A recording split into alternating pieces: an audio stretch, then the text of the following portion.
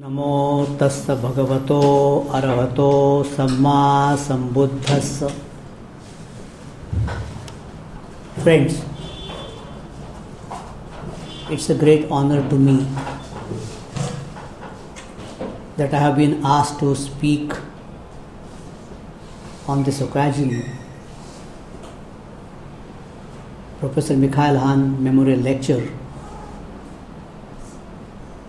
And I am also happy to speak on one of his favorite subjects, that is Sanskrit prosody or meters.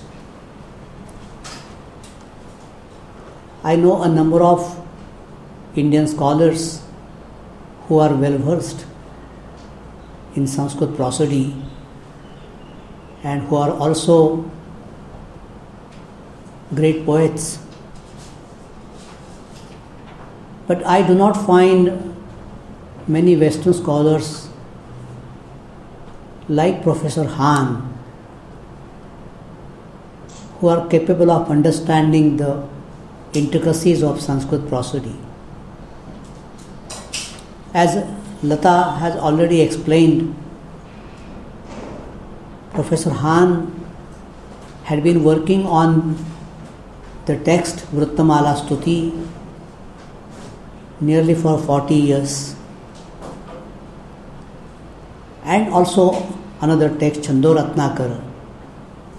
Besides, as I have witnessed a number of times, he had excellent knowledge of a number of works on Sanskrit meters, Pingala Chandas Shastra, Kedara Bhattas Vritta Ratnakara, and so on.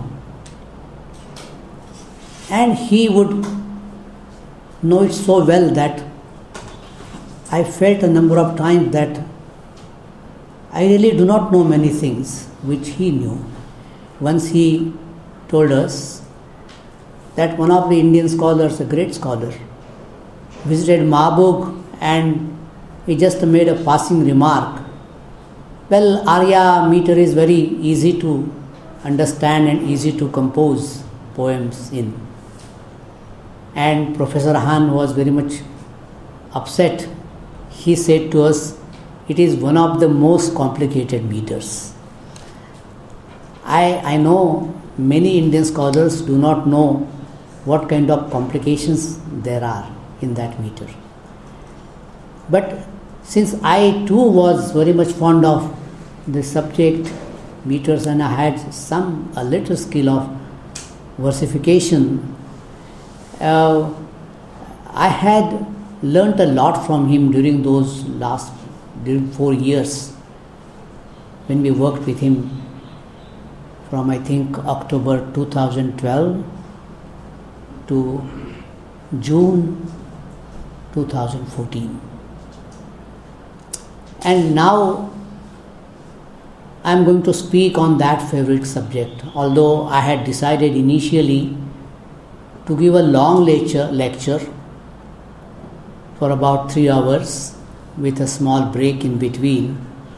I have to curtail my lecture, unfortunately, because we also have to attend the condolence meeting for Professor Dhadfare, which is going to take place at Bhandarkar Oriental Research Institute. Unfortunately, we could not cancel either of these programs. So I have some slides and PPT, and I will just briefly explain the contents. When we think about a meter, we are not aware that we already know something of meter right from our childhood. We listen to some songs, lullaby and other songs. We learn a number of songs in our childhood. All those songs are basically some kind of poems in a particular meter, and those poems are set to beautiful tunes, and that is why we like them. We recite those songs. Also there are a number of hymns, number of stotras, number of poems, devotional songs, which are composed in particular meters. It's a very vast subject, and it also depends upon what kind of meter one selects for those praises, for those songs. But by this slide. But we find a difference between some prose sentences and verse-like sentences. And sometimes people like to utter some sentences which are like verses or portions of verses. When we think of meters,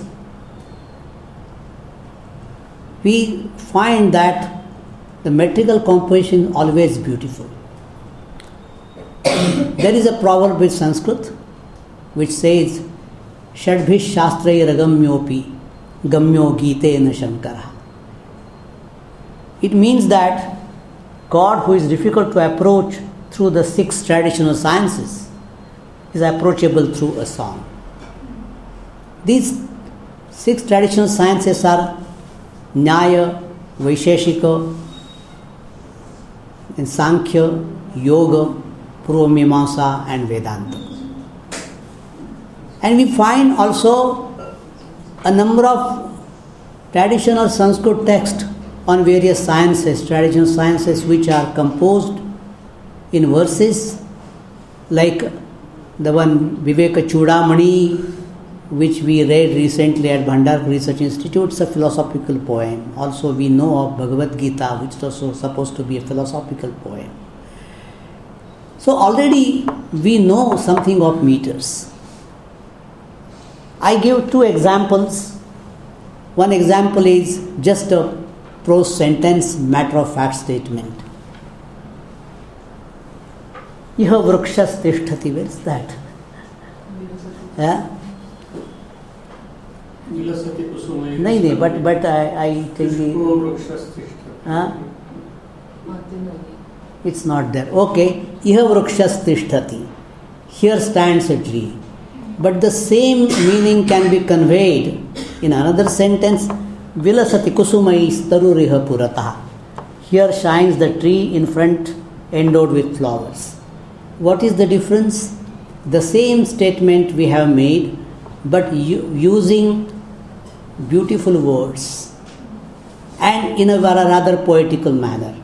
So there is a difference between prose and poem. Sometimes we have verse-like sentences. Throughout the literature, right from the Vedas, we come across such literature, such sentences. It is also possible to compose a poem not necessarily in a particular meter, but just grasping the essence of the poem. One can translate that in any language, and that particular translation, even if it is not in a particular meter, it will sound like a poem. I give an example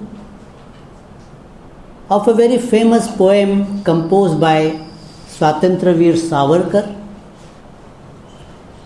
The title of the poem is A Letter to a Friend. And one of our teachers, a great Sanskrit scholar and poet, Professor G.B. Parsule, had translated that into Sanskrit. It is something like Mukta Chanda, free meter, not a particular meter. But I'll read it out and you will find that it is something like a poem. Priyavayasya namaste namaste. Yatra kutra me kshudrani asthini patantu. Andamana dvipe. Yatra khinna swanta iva mandam mandam vahati nirjaraha.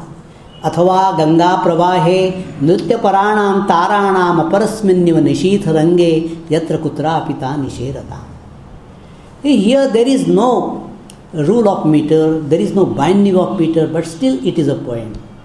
So you find the difference between classical versification meters and something which is really creative, which is free of any particular meter, but which sounds like a meter.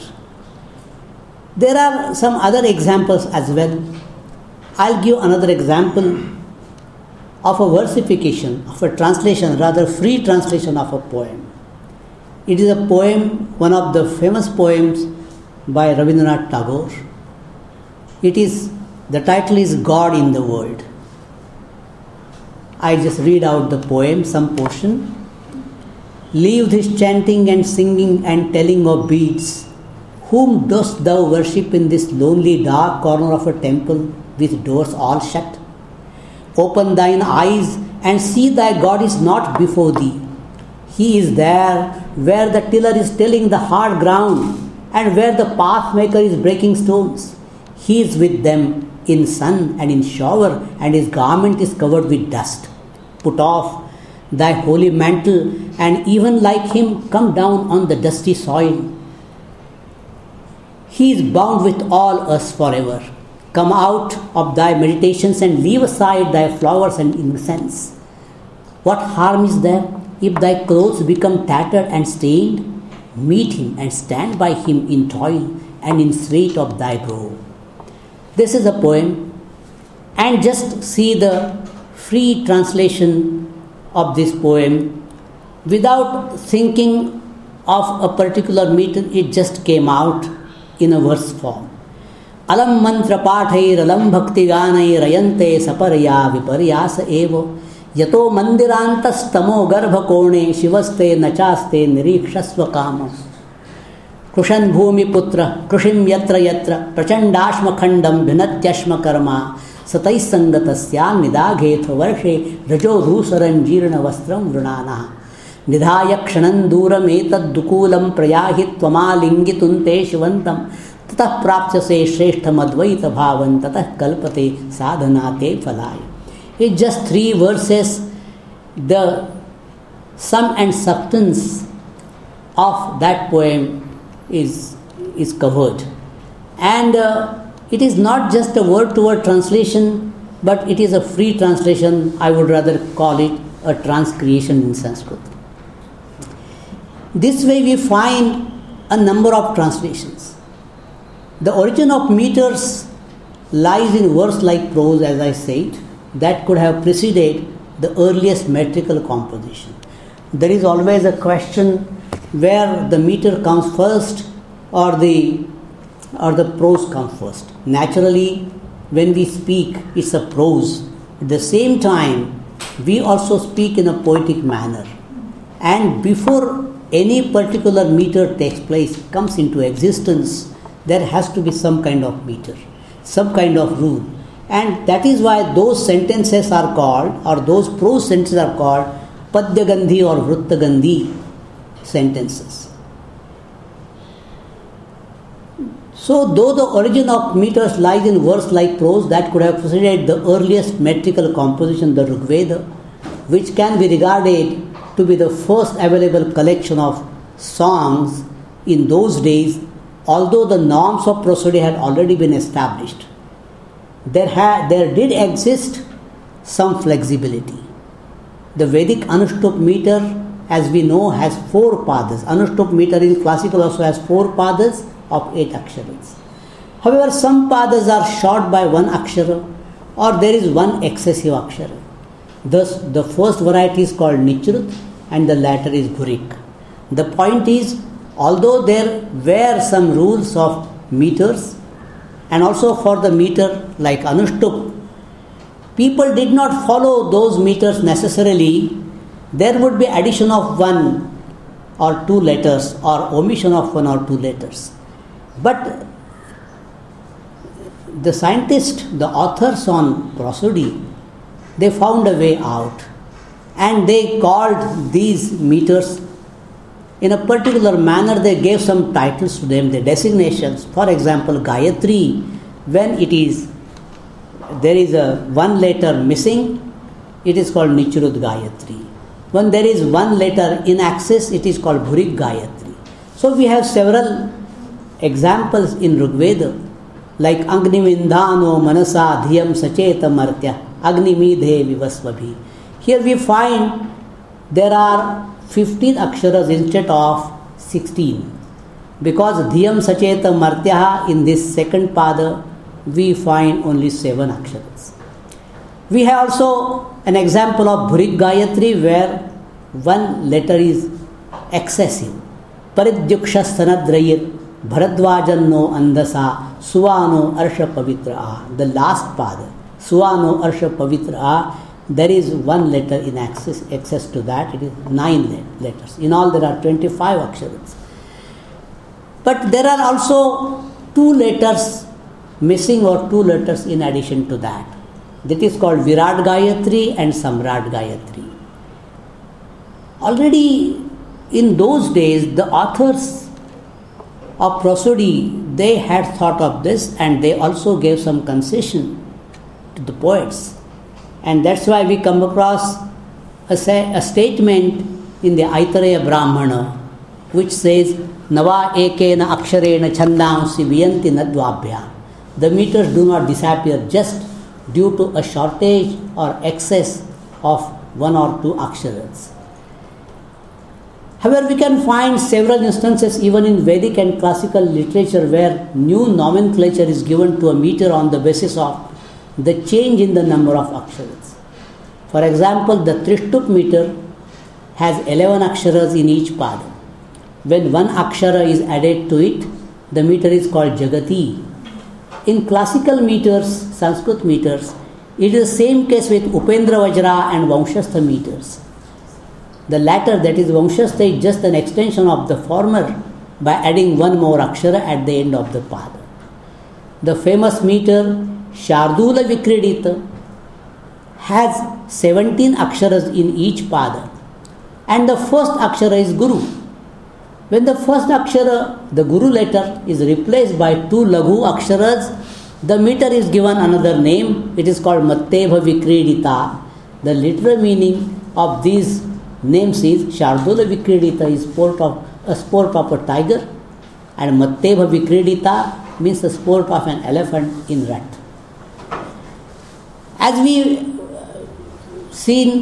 have seen the Vedic meters are divided into 7 broad categories: Gayatri, Ushnik, Anushtup, Bruhati, Pankti, Trishtup and Jagati. Here Gayatri has 3 padas of 8 syllables. Ushnik has 3 padas, 8, 8, 12, that is 28 aksharas. Then extension is Anushtup, 8 into 4, that is 32. Bruhati is 9 into 4, 36. Pankti is 10 into 4, 40. But also it is possible that 8 into 5, 40. Trishtup is 11 into 4, 44. Jagati 12 into 4, 48 aksharas.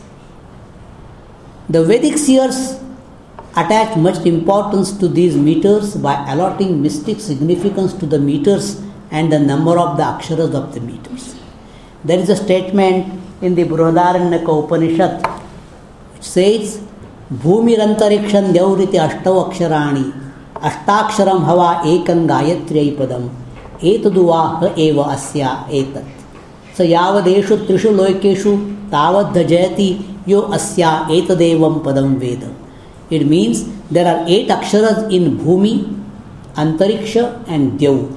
These 3 words make 8 aksharas. Now the first foot of the Gayatri verse also consists of 8 aksharas. So this foot of the Gayatri is the same as those. A man who knows this foot of Gayatri in this way wins a territory extending as far as these 3 words. The meters also play an important role in Vedic rituals.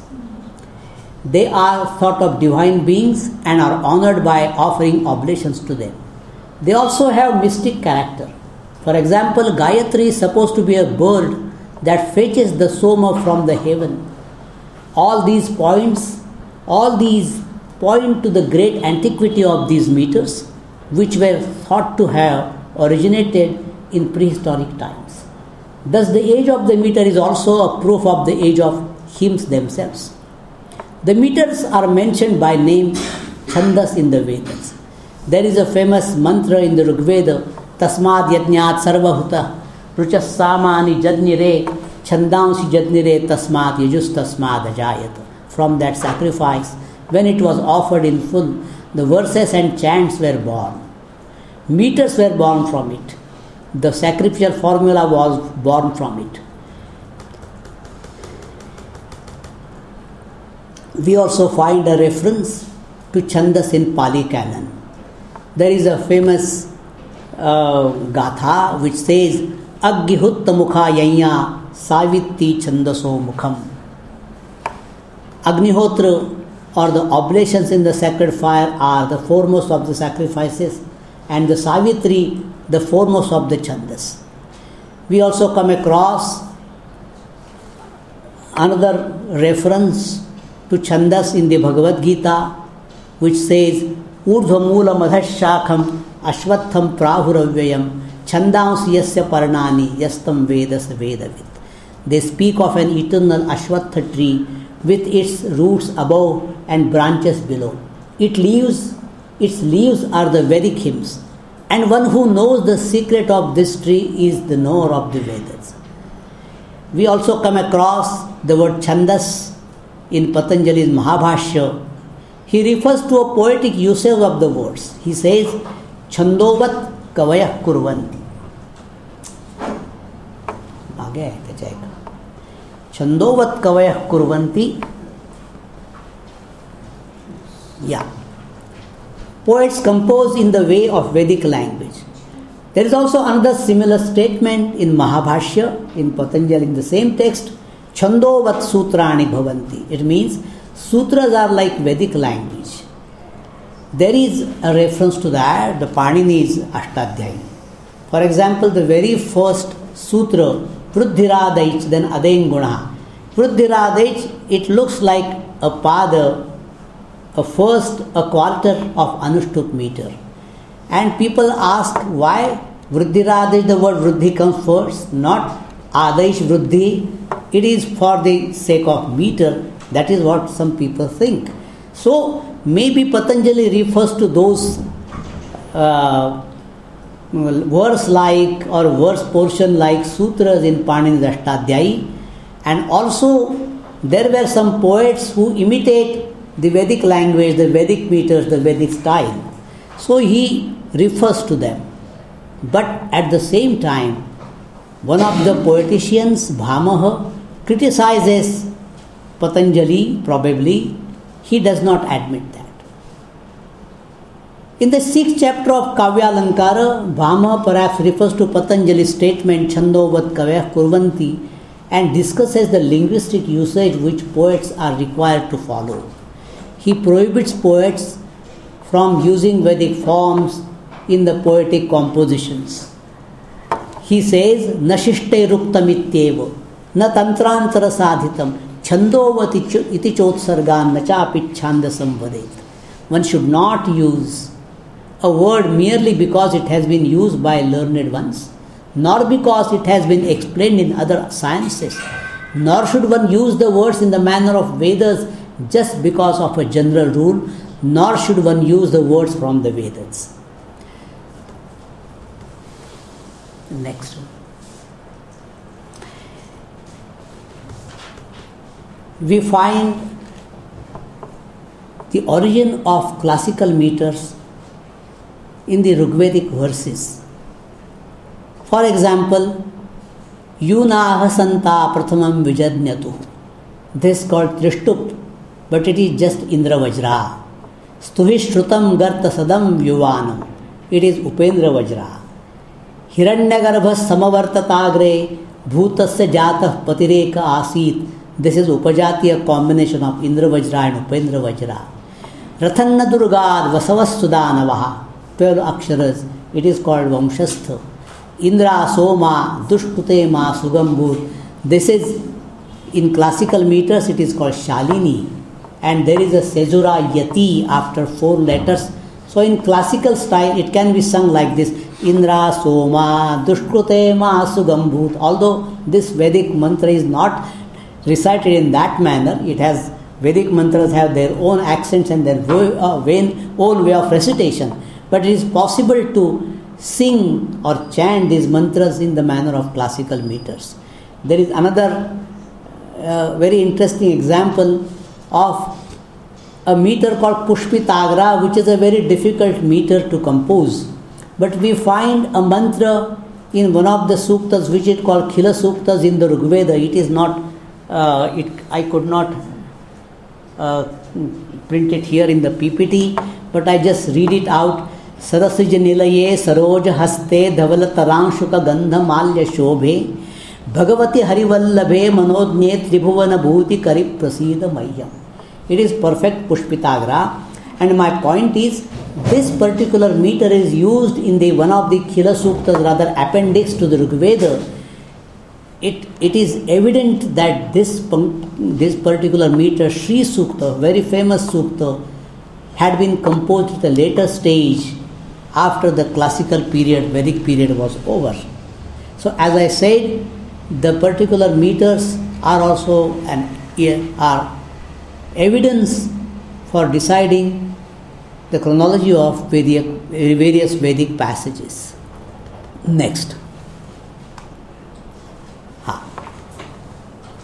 Now, we have seen that all those meters are there, and there are rules that poets go on composing verses, and we find that even in Vedic meters there are some letters are missing. So the Vedic scholars had already thought of that, and there is one statement where it is said, Yatra Gayatriadau Chandasi Padasya Akshara Sankhya na Puryate Tatra Iyadeve Purayitavya Yatha Tatsavitur Vareniyam iti. There is a famous Gayatri mantra where it is said Tatsavitur Varenyam. There are only 7 aksharas, but the way they recite this is this peculiar one. It is recited as Tatsavitur Vareniyam or Divyanggacha Swahpata, Divyanggacha Swahpata, Swahpata, Swahpata. So that even there are 7 aksharas, it is pronounced in such a way that there will be 8 aksharas. There are certain devices which we find in Vedic texts, in the Rigveda and later text, and also we find surprisingly the same tendency in classical meters, Buddhist meters, Buddhist hybrid meters. Next. Now, as I said, classical meters are composed in a particular manner, and gradually all those rules of meters were fixed, and it is not really allowed to deviate from the meters or break the rules. But as I said, what happens? People go on composing verses, and then they later find that there is a kind of defect in meter which is called Chandobhanga. But then there is a poetic license or flexibility. We find that in the Kedara Bhatta's Vritta Ratnakara, a prominent text on Sanskrit prosody, where he says, Padado iho varnasya sanyoga kramasaunyaka purasthitena tena syat laghutapi kvachit guroho. He says that if there is a conjunct sanyoga, a cluster of consonants in the beginning of one quarter, a pada, naturally what happens? The letter preceding to that, which is laghu or light, it becomes guru, heavy. But if it is necessary to have laghu letter in that particular context, then that conjunct can be ignored. It is called krama, a conjunct or cluster of consonants in the beginning of one quarter. Even if it is like that, the previous akshara letter is not affected.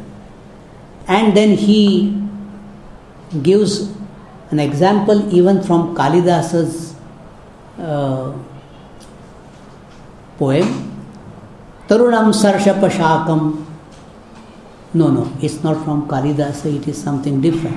Tarunam Sarshapa Shakam Navaudanam Pichilani cha Dadhini Alpavyayena Sundari Gramya Jano Mishtamashnat. See here, Gramya Jano, the word gra, it is cluster, conjunct, and because of that, the letter, preceding letter, Ri in Sundari, it becomes heavy or Guru. So, it has to be pronounced like that, Alpavyayena Sundari Gramya Jano Mishtamashnati. But we require a Lahu letter here, Sundari, which is already short. It is not lengthened, it is not made heavy. So, we have to recite the verse like this, Alpavyayena Sundari Gramya Jano Mishtamashnati. Just to ignore that conjunct. And it is also another example from Kalidasa's Kumara Sambhava. Like poets like Kalidasa, they also take this poetic liberty. Sa Mangala Snana Vishuddha Gatri Gruhita Pratyudgamaniya Vastra. Now here Gruhita Pratyudgamaniya Vastra. One has to pronounce this as this way so that because of pra, this conjunct, the preceding letter ta becomes Guru. But if it is pronounced in that manner, if it becomes Guru, then there is a defect in meter because we require Laghu. I will explain what Guru and Laghu means later. So we have to recite it like this. Sa Mangala Snana Vishuddha Gatri Gruhita Pratyudgamaniya Vastra. So as I said, even great poets like Kalidas also take this liberty. And it is not unusual. It means that this tendency of ignoring conjunct is actually, which is found in local languages, vernacular languages, in spoken languages, in speeches. We have another examples like in Marathi or Hindi, we say Jnana Prakash, Jnana Prabodhini. We don't say Jnana Prakash or Jnana Prabodhini. Why so? Because that pra, this letter, although it is a conjunct, it is ignored. So this kind of pronunciation, this tendency has crept into the Vedic classical meters as well. We have also given the examples from Vedic meters. Also there are some examples like a famous stotra which is called Charpata Panjarika. See, just I go to the last line of this. Prapte sannihite marane nahi nahi rakshati dukruya karane. Actually, one has to pronounce in this way. Prapte sannihite marane nahi nahi rakshati dukruya karane. We have to have a Guru letter there, but we do not find that because du is Laghu, kru is Laghu, but we have to pronounce it dukruya karane, though it is not there. So this kind of arrangement is there. So there is a flexibility in pronunciation, and as we go on reading a number of verses, number of poems in Prakrit, Pali and Buddhist hybrid Sanskrit, and also sometimes in classical Sanskrit, we find that poet take this liberty because the particular pronunciation or the style of recitation is responsible for that. This also we find in Katha Upanishad, Rutam pibantau sukrutasya loke guham pravishtau parame parardhe chaya tapau brahma vido vadanti panchagnayo yecha trinachiketa. See here, three, this is conjunct, and cha is Laghu, small letter, rasva.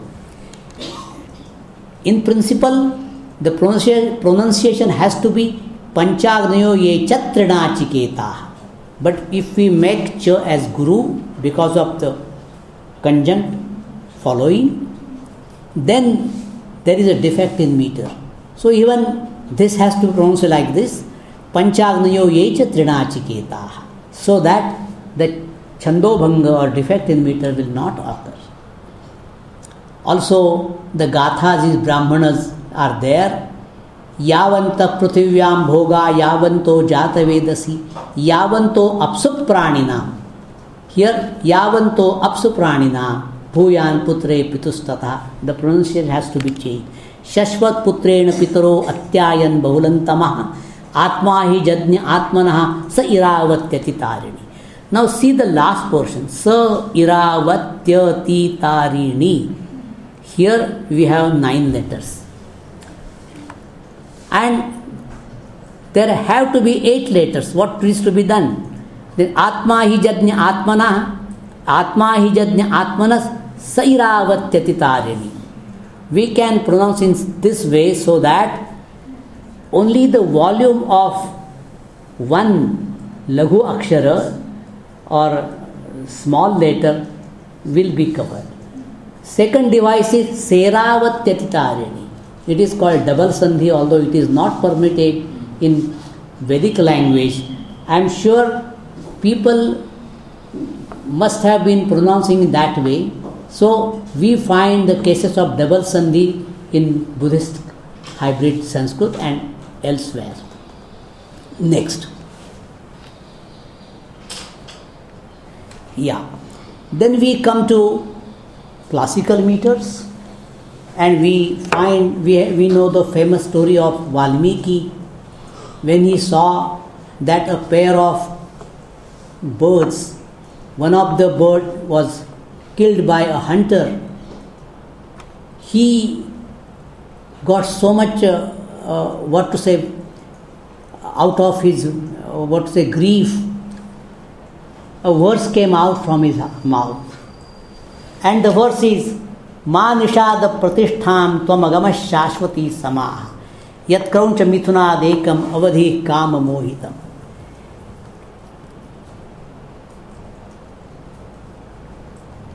O fowler, you will not get stability for endless years, for you killed one of the pair of cranes in love with each other. This verse is the first of epic verse and lays down the norm of the classical Anushtup. A simple definition of the classical Anushtup is as under. Shloke shashtam gurudnyeyam sarvatra laghu panchamam dvichatushpadayo rasvam saptaman dirghamanyayo. Means in the verse, in the Anushtup meter, every 6th letter is Guru, every 5th letter is Laghu, and Dvichatushpadayor in 2nd and 4th pada, 7th letter is Rasva, short, and in the 1st and 3rd it has to be Dirgha or Guru. Panchamam Laghu Sarvatra Saptaman Dvichatushkayoho Shashtham Guru Vijaniyat Etat Padyasya Lakshana. So this way we find a shift from Anushtup, Vedic Anushtup to classical Anushtup. In Vedic Anushtup, there is nothing like Guru Laghu. There was no so much, there were not many rules. It was quite flexible. But classical Anushtup became more and more perfect, and this is one of the simple definitions of Anushtup. I have used the words Laghu, Guru and so on.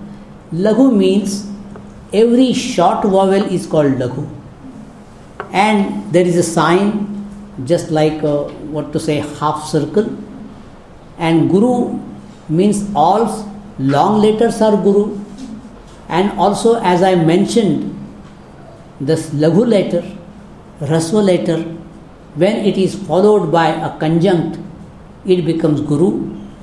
All letters at the end of pada or at the end of verse are treated as Guru or Laghu. It is called anceps. This is a term, a Latin term in Latin and Greek prosody, which is also used in English.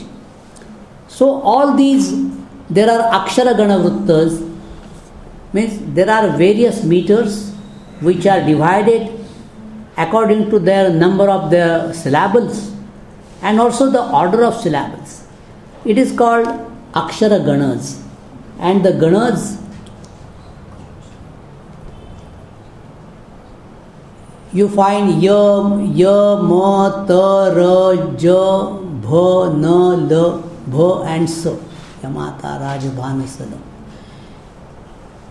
There is a combination of various Laghu and Guru, like ya is Laghu Guru Guru, Ma is all Guru, Ta is Guru Guru Laghu, Ra is Guru Laghu Guru, then Ja is Laghu Guru Laghu, Bha is Guru Laghu Laghu, Na is all Laghu, and finally Sa is Laghu Laghu Guru.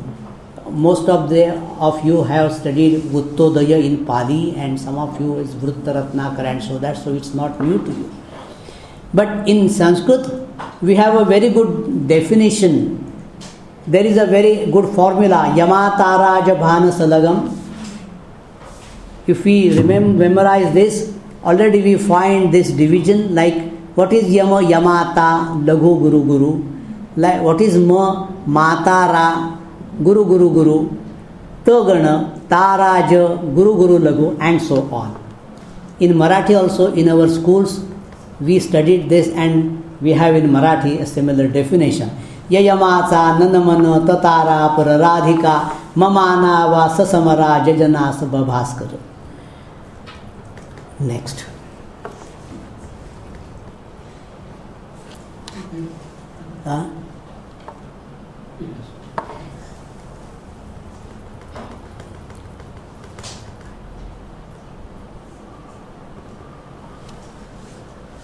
Next. Well, now there is a lot of discussion on the so-called defects in meters, and one of the poeticians, Kshemendra, who is also a great author, who has written Bodhisattva Vadal Kalpalata, who has written a wonderful text called Surutta Tilaka on meters. And he points out the defects of great poets. He says, Anushtup Chandasam Bhede Kaishchit Samanya Lakshanam Yaduktam Panchamam Kuryat Laghushashtan Tatha Guru Tatrapya Niyamo Drushta Prabandhe Mahatam Api Tasmat Avyabhicharena Shravyataiva Gariyasi. He says that although there is a meter defect in a meter, we find that it makes no difference. It is because that meter, that particular meter can be treated as correct. And he gives an example. He says, he gives the example from Kalidasa's Raghuvansha, Tadanvaye Shuddhimati Prasuta Shuddhimattaraha Dilipa iti Rajendu Rindu Kshira Nidhavidu. Here we find that Tadanvaye Shuddhimati, Ti is Laghu, but because of Prasuta Shuddhimattaraha, no, Tadanvaye Shuddhimati, I'm sorry, Shu is, in fact it is Laghu, but because of Dhi, the conjunct following that, it becomes Guru. And then it's a violation of the rule, Panchamam Laghu Sarvatra, in every pada, the fifth letter has to be Laghu. Here it becomes Guru. But he gives a poetic license to Kalidasa, and he says, Shravyata eva gariyasi, because therefore the audibility is constantly greater than the defect. That is what he says. And he gives his example. But I do not agree with that, because this is a different kind of meter. Although it is Anushtup, I do not go into detail, but there is a distinction between Pathya Anushtup and Vipula Anushtup. Pathya Anushtup is a normal Anushtup and Vipula Anushtup is an extension.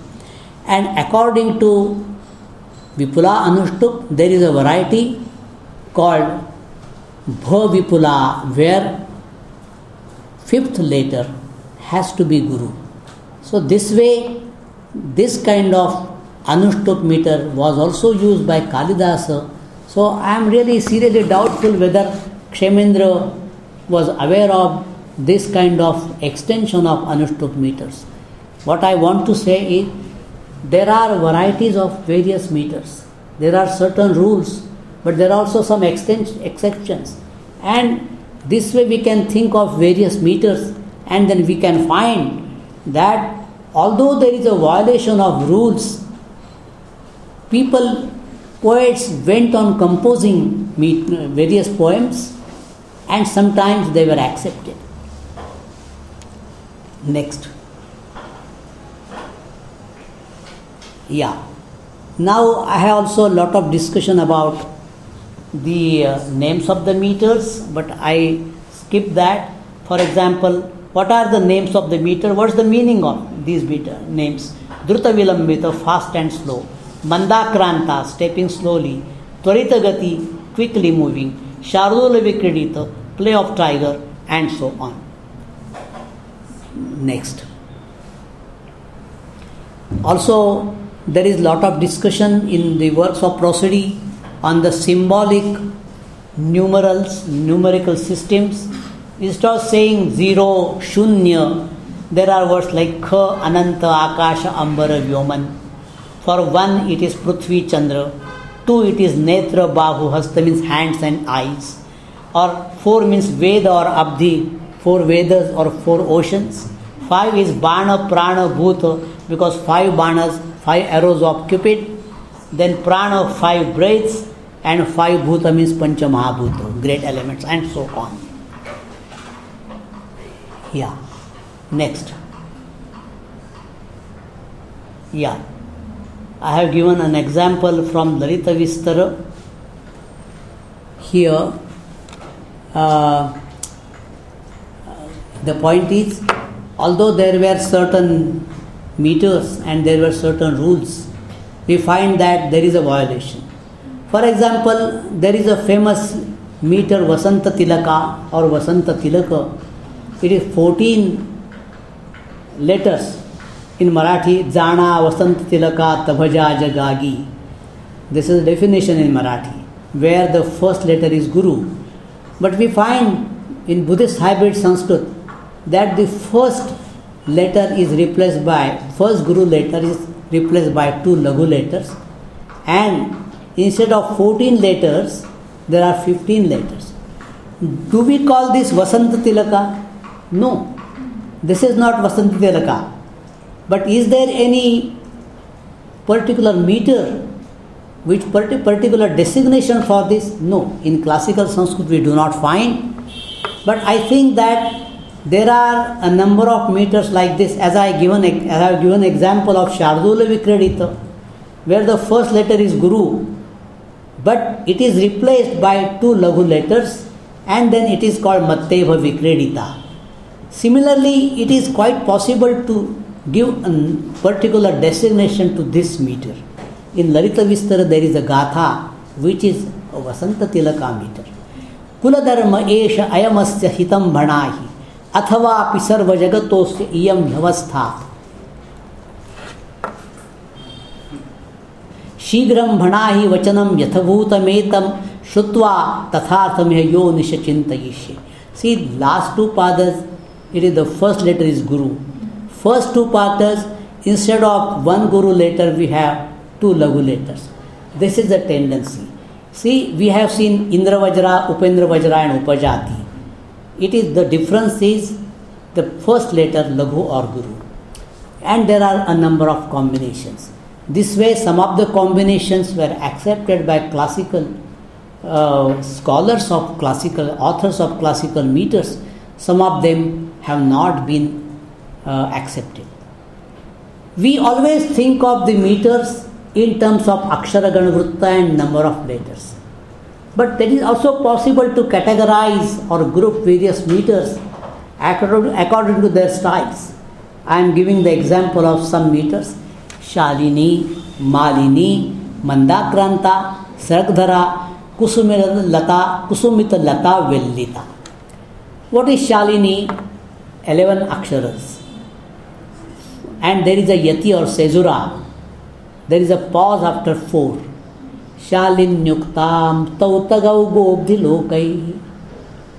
So here there are 11 aksharas. There is a pause or Sezura after 4. Then we have Malini. They look like almost the same or similar, but there is a difference. 11 aksharas and 15 aksharas. Malini nanamaya yuteyam malini bhogi lokaihi. See, just you remove Shalinyukta 4 letters or nanamaya yuteyam this portion and we have the same meter. नवतगौ गोब्धिलोकैहि और मालिनी गो भोगिलोकैहि 7-7. Mandakranta. I have put this line in various colors, yellow and green and red. Then we have Sragdhara. Here the portion in the middle is highlighted with green, and Kusumita Lata Vellita, the portion in the middle is also highlighted with green. When I recite, you will find the similarity. Mandakranta Jaladeshadagair Bhau Natau Tad Guru Chet. Then Sragdhara, it is just an extension of Mandakranta. Mrau Mnau Bhnau Nanantrayena Trimuni Atyuta Sragdhara Kirtiteyam. And Kusumitalata Vellita is just an extension of Sragdhara. Sragdhara you have 777, 21 letters. In Kusumitalata Vellita 877, it means that one letter is added. Syad Bhutar Tvashvai Kusumitalata Vellitam Tauna Yau Yau. This way, the authors have accepted some of the deviations or extension of the meters. Next. Just omit that. Next. There are various groups of meters called Sama, Ardha Sama and Vishama Vritta. And accordingly, all those works on prosody have been composed like. And first they speak of Samavritta, where all four padas are the same. Ardhasama, the half portion is similar. The first two padas are similar to same, and third and fourth pada is different. And Vishama means every pada is different. I do not go into detail of them. I go to Buddhist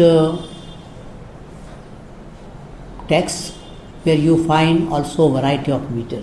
I have given the example of only one text called Ratna Gotra Vibhaga, where we find various meters. For example, Sundari. This is a new name, and which is also called Viyogini in classical meters, and Vaitaliya is called Chanda. I have not spoken about two groups, major groups of meters.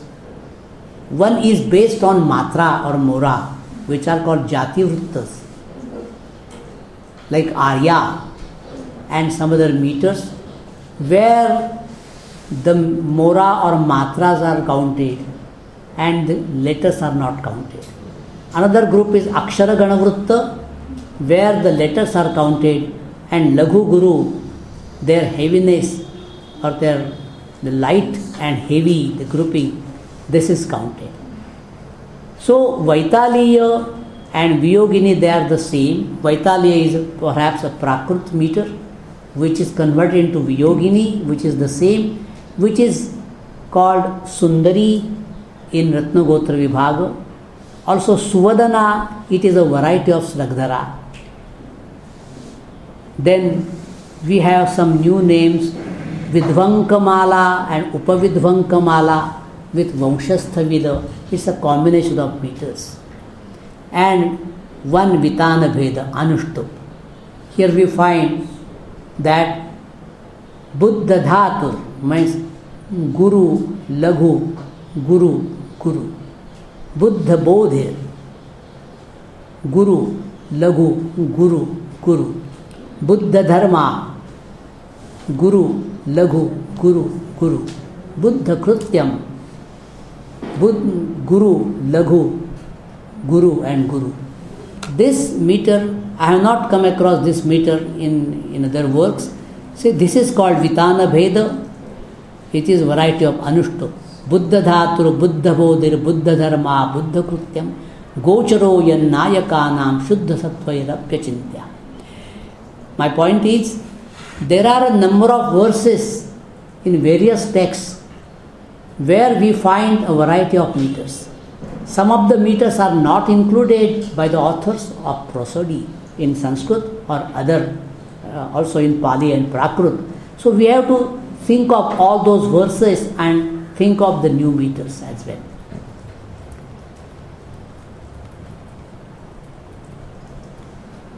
I now should speak. Mahesh किती वेळ आपण 5:30 वाजले हां हां yeah. So I am going to now the contribution of Buddhist scholars to prosody. As Mikhail Hahn rightly points out, one of the most neglected fields among the technical sciences dealt with by Buddhist authors is without any doubt that of Chandas Shastra. There are only two Buddhist texts on prosody, namely the Chando Ratnakara of Ratnakara Shanti and the Vrittamala Stuti of Jnanashri Mitra. Both the texts were composed in the beginning of the 11th century CE. It is not yet known if there existed an original and independent school of prosody among the Buddhists comparable to that of Buddhist grammarians. It can, however, be argued that there is strong evidence to show that prosody became a part of Buddhist technical literature towards the end of the first millennium.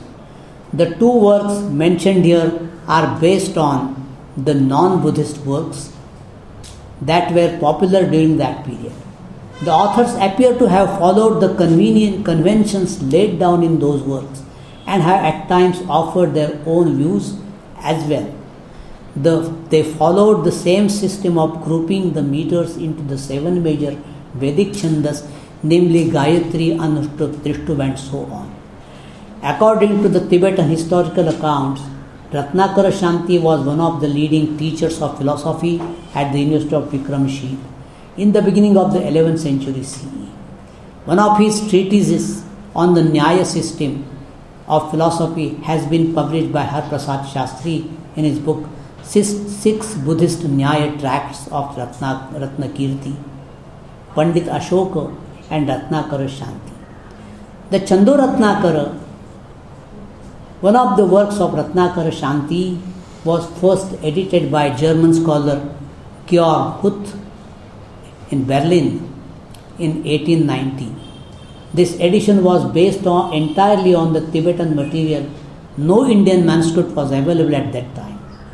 Fortunately, the Tibetan translators had incorporated the Sanskrit text transliterated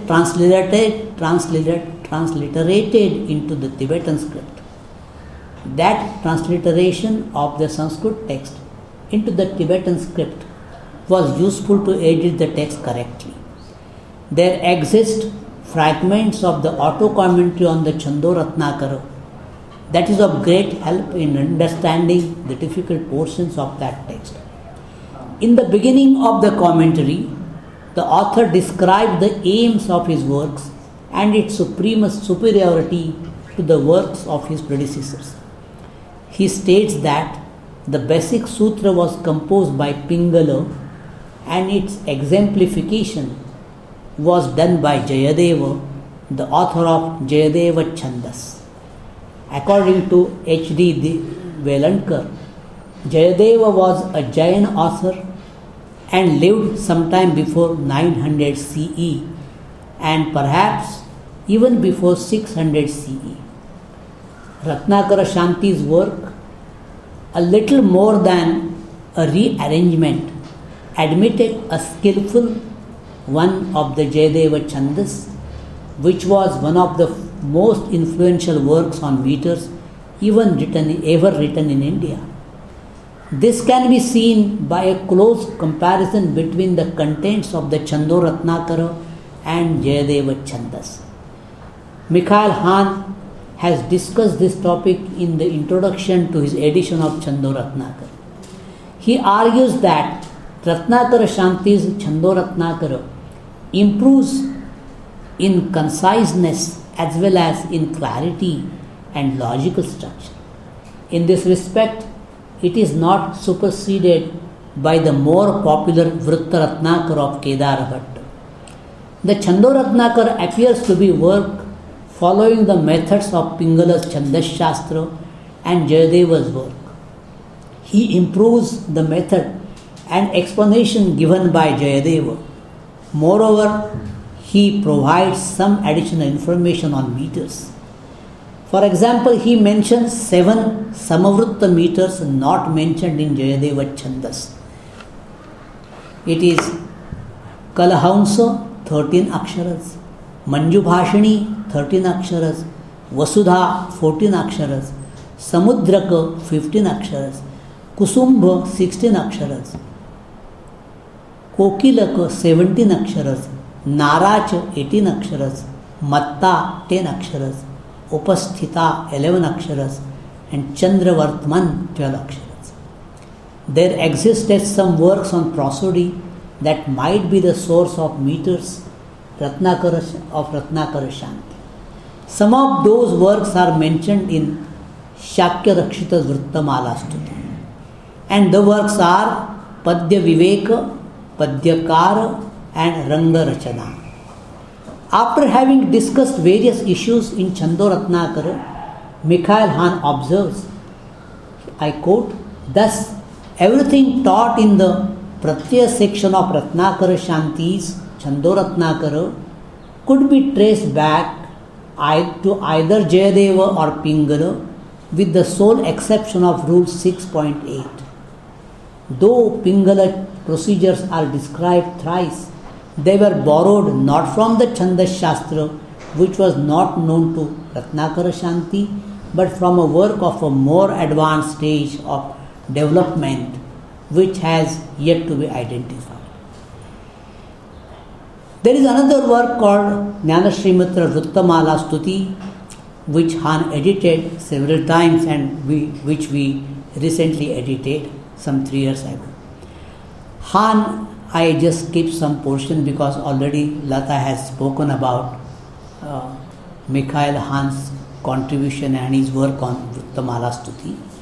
The title Vrittamala Stuti literally means praise in the form of a garland of meters counted by aksharas. It illustrates 150 meters in the form of a hymn as indicated by its title. The addressee is the Bodhisattva Manjushri.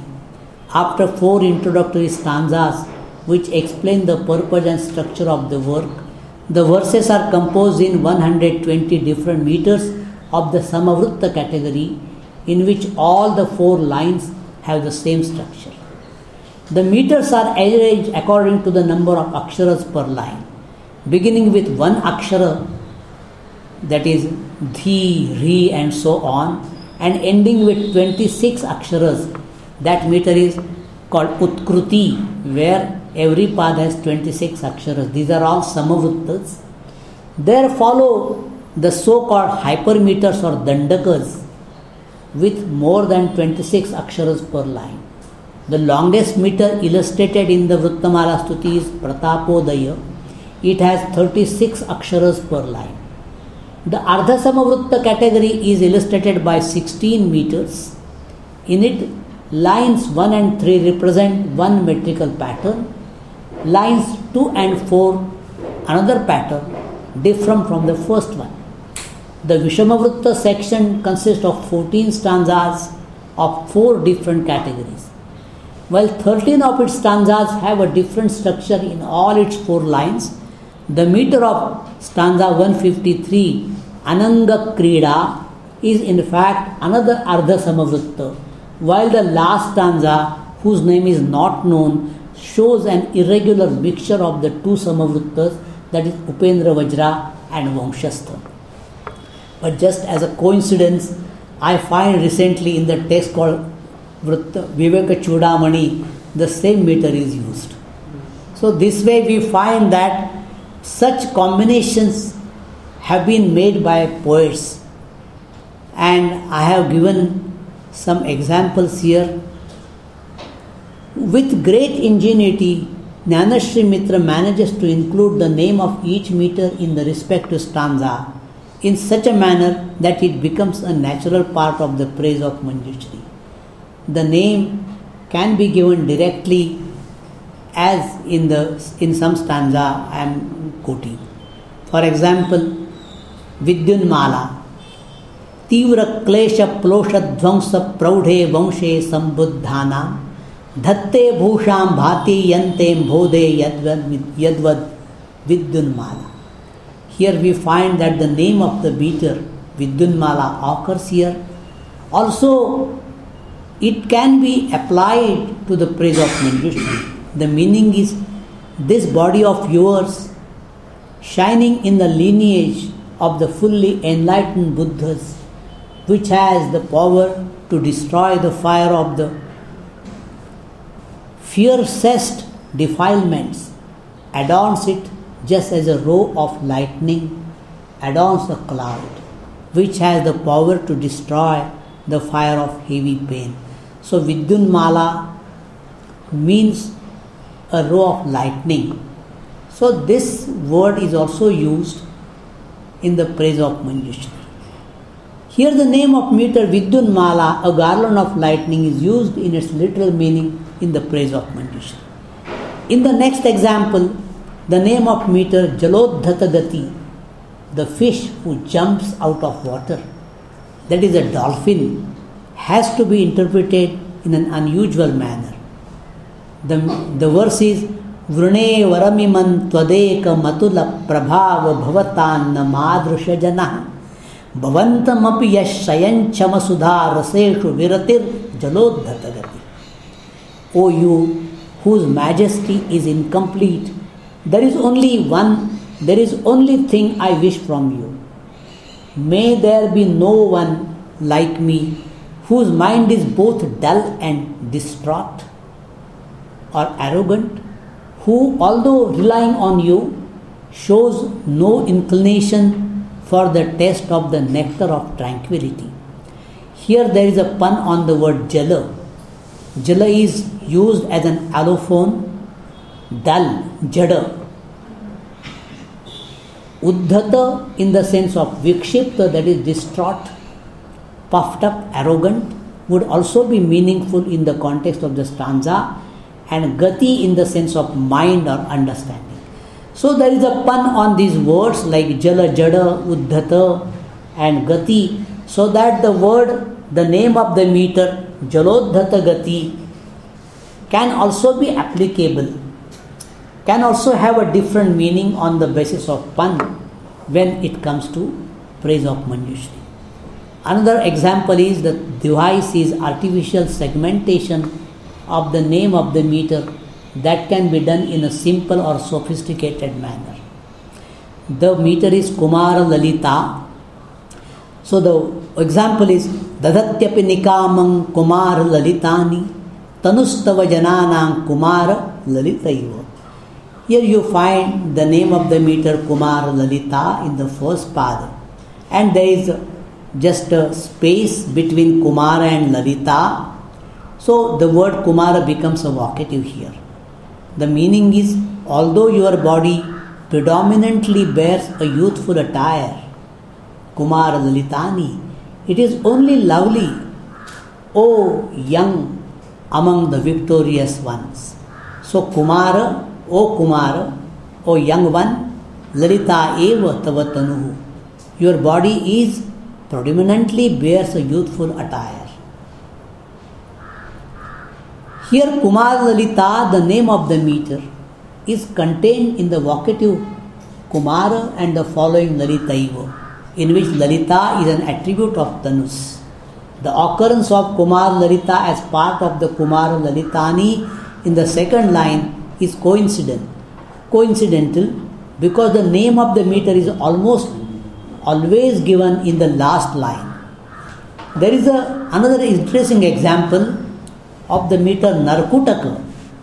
I just tried to find the meaning of this word in dictionaries, where the authors of the dictionaries invariably give the name of a meter, because Narkutaka means nothing.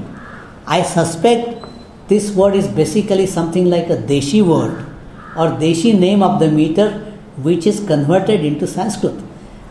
But the speciality of Jnanashri Mitra is that he has used this meter, he has used the name Narkutaka And he has also made a pun on that.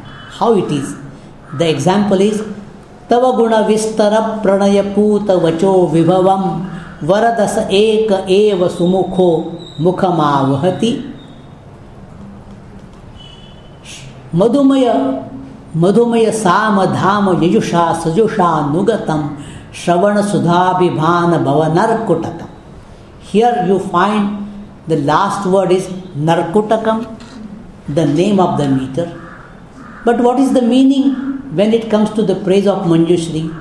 It says, benefactor, O benefactor, destiny, that is Vidhi or Brahma alone, endowed with a good mouth or beautiful faces, provides one with a mouth whose wealth of words is purified by the acquaintance with the abundance of your virtues, which is the dwelling place of song, that is Saman, as sweet as honey, accompanied by pleasant sacrificial formulas, that is Yajus, and which has become a vessel of sacrificial hymns, that is Ruk, the place of worship by nectar of the ears. Here, the word Narkutaka has a pun. It is understood as Na Ruk Kutaka, means it is not a combination of ruks or verses. So this way he tries to find some meaning of that word. Then another interesting example is Megha Vispurjita, which Michael Hahn always quoted. It is, the verse is Pararthe Thashnu Nam Atidhruti Matam Isha Vishvanukampa Mukhon Milan Nana Rasapada Karnaya Vedayami. It's very unusual meter. I find it difficult to recite it. Dashanta Madhehi Kshanamapi Guru Pavanim Pavananam Samantadhvantani Praharasyaya Megha Vispurjitam.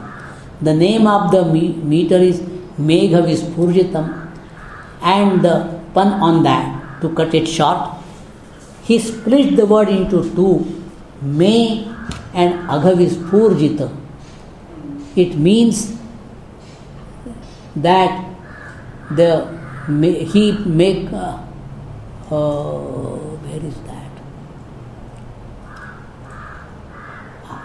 It means means my manifestation of my bad deeds. Me Agha Vispurjita. This is how he tries to insert the name of the meters into the verses, and also he tries to make a pun on that. I have not been able to find any other author who can do this, and that's why it evinces the mastery of Jnanashri Mitra over various sciences and his diction and his knowledge of grammar and meter.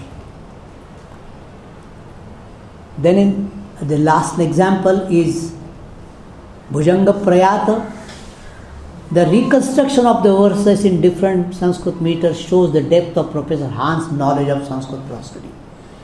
This verse number 62 is not found in the manuscript of Vrittamala Stuti, but there is a commentary where the commentator quotes the words from the original meter, which is lost. So that we go first to the commentary. He Nath Manoharinya Haravalya Ramyantava Kva Idrusham Rupam Surupadhiraja Ityanena Rupabhimani Vinayartham Tadrum Maharajadi Leela Nirmanam Darshitamiti Darshayati Kvachati Durdanta Sattvanam Prashamanartham Sfurantas Chalanto Bhima Bhayanaka Pushartham Ye Bhujangas Tai Prayatam Ashritam Yamaryadi Rupam Ati Vismayakaram Rupadvayan Tava Ityartha Vrittapakshe Jagatyam Bhujanga Prayata. From the commentary we find that this is a Bhujanga Prayata meter in the broad category called Jagati. It means it has 12 aksharas, letters in each pada. And what Hahn did, it's marvelous, unusual. He picks up all those words which I have highlighted here in bold. Nath मनोहारिण्या हारावल्या रम्यम क्वेदृशम Rupam स्वरूपाधिराज.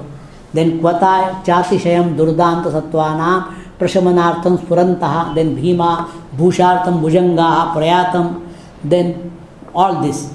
So out of all this, he reconstructs that meter, Bhujanga Prayata, and here it is.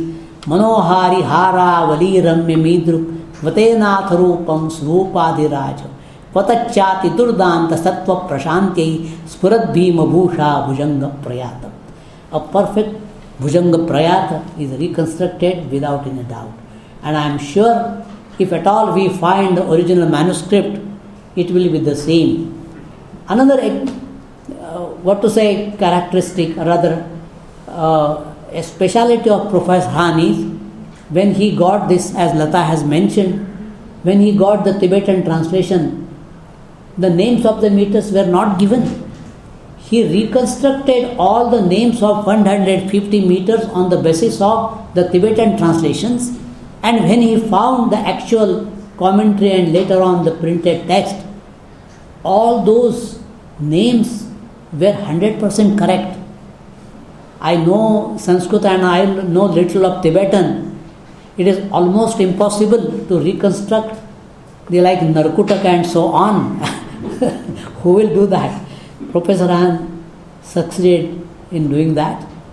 So this way he worked on, and he has also explained how Jnanashri Mitra uses various words in various meanings, and also the Sejura is mentioned by various words like Chatuhu, Amborashi, Dala, Anga, and so on. He has given a long list of these words which are used for Yati or Sejura. See the vocabulary he has used. As said before, Han worked on the Vrittamala Stuti for his PhD dissertation. In 1971, his doctoral dissertation of 1967 was published in the series Asiatische Forschungen.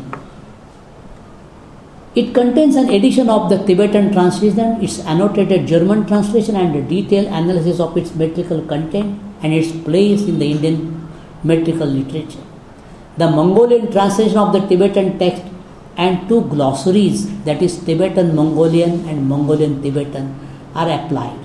In 1976, Han got access to Shakya Rakshita's commentary, and 1 year later to the original Sanskrit text of the Vrittamala Stuti. At that time, he prepared a first provisional edition of the commentary and a revised edition of the Vrittamala Stuti. In 2008, Han published the Sanskrit text of the Vrittamala Stuti together with its German translation in the felicitation volume for his teacher Klaus Vogel. In 2012 and 2013 and 14, we had the precious opportunity to work on Han's provisional edition of the commentary. He read the text of the Vrittamala Stuti with the commentary with Han and made some suggestions. In the light of our discussion, Han revised his edition. The first part of the edition had already been published in 2013 in the Japanese journal. We read first 30 verses and then moved to the second part so that it could be published with revisions. In the preface to the second part, Han generously acknowledged the efforts we put in. In fact, we three were greatly benefited by Han's insight into the subject and his methodology of editing the text. I am personally grateful to him who encouraged me to work on the text meticulously. These discoveries and the editions of these two Buddhist works on Sanskrit prosody are a landmark in the studies of Sanskrit meters and provide valuable information on the development of Chandas Shastra. Han was invited to write on Sanskrit prosody in the series of volumes on A History of Indian Literature edited by Jean Khonda. That was to be published as a part of Volume 5, Part 2, Fascicle 3. This fascicle consisted of 3 topics, namely grammar, lexicography and metric. matrix. These the two topics had been completed by Scharfe and Vogel respectively. However, the third topic on prosody remained incomplete due to ill health and sad demise of Professor Hahn. I sincerely hope that in future some scholar would get inspired and come forward to complete that work Hahn left unfinished. I have tried to bring out the salient features of this subject. There are many more issues that can be discussed. Also, I find it necessary to incorporate the matter related to Pali, Prakrit, Buddhist hybrid Sanskrit meters and those in Hindi and Marathi. I shall be happy to discuss those issues sometime in future. With these words, I come to an end of my speech, and as I said, I am really grateful to Professor Hahn. We spent some 4 years with him, and it enhanced my knowledge of Sanskrit meters, and it also gave some insight into the meters. I have been working on this, and gradually I will complete my writing. I have a plan of giving some 5 to 6 lectures on the evolution of Sanskrit meters, from Vedic meters to classical meters, Pali, Prakrit meters, Buddhist hybrid meters, and Marathi and Hindi, where we find some new meters, provincial meters, and also the evolution and history of meters. There are wonderful things which we notice. I have made some observations during the last several years, and I have been thinking of Sanskrit meters and also Marathi and Hindi meters. We find some of the meters also in 8th or 10th century works in the Buddhist Tantric sect. They are in Apabhramsha, and that Apabhramsha is the eastern variety of Apabhramsha, which is not studied so properly. So these dohas, as we know, Rahul Sankrutan has published Doha Kosha. So these dohas are found in those works, and I think it is the oldest occurrence of dohas. Later on we know of dohas of Kabira and so on, but the origin which we find it is probably in the Buddhist literature. So this way I have not mentioned the contribution of Jains. There is also Hemachandra Chandonu Shasana, which speaks of Sanskrit and Prakrit meters. If you think of all those meters, it's a mine of information. And I do not find any other work in any other language outside India. I have not also thought of or considered meters in South Indian languages, in Tamil, Kannada, Telugu and Malayalam, where you find some interesting examples. So when we think of Indian meters, I think it's amazing the way people thought of meters, their rules and flexibilities. So it's a subject which one can study as a lifetime project. I will try to do some justice, a little justice to this science in future, and I would like to come back and present my observations to you and share my little knowledge with you. Thank you very much.